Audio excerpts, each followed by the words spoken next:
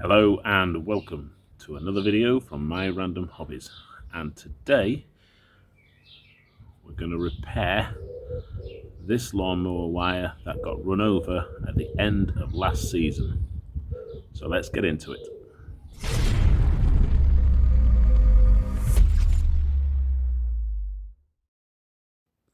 So the first thing I have to do is trim this wire so that all the sort of damaged parts of the wire are removed.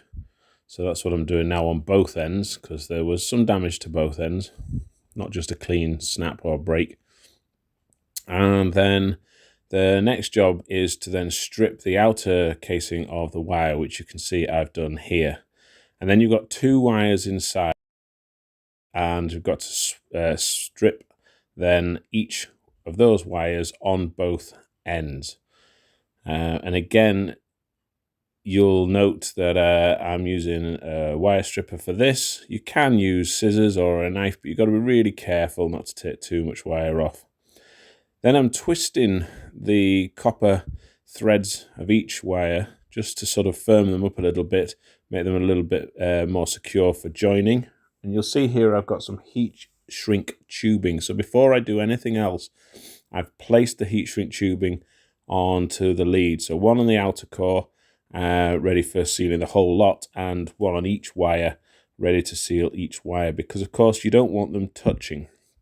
So there I'm twisting the copper wires together, and I'm sure people will say, oh, there's better ways to do it, there's more secure ways, but of course these are making contact with each other, the brown to the brown, the blue to the blue, and then I'm sliding that heat shrink tubing over each wire, because what you don't want is for those wires to touch each other, because of course that would just short things out and be potentially harmful. So I've got a heat gun here that I've used for other projects, but of course a hairdryer would be just as effective with this product.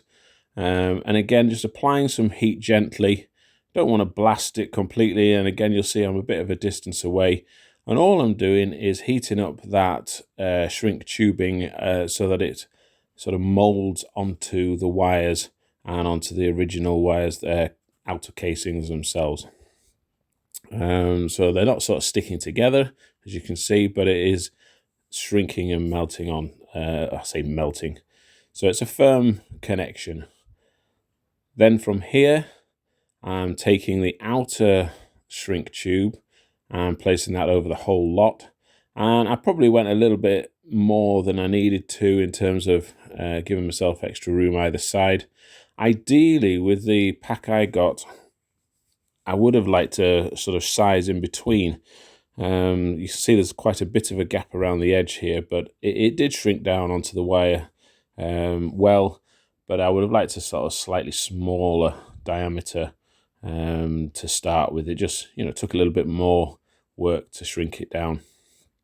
But here you can see I'm shrinking the whole lot, starting at one end, working my way down. And again, I've not applied loads of heat with this gun, and I'm just sort of rotating the wire around so that it's all shrunk onto the whole sort of wire connection that we've just created.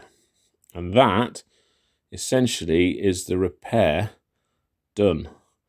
So just sort of give it a little bit of a test, check it's all still connected, it's not going anywhere, and then we can test it.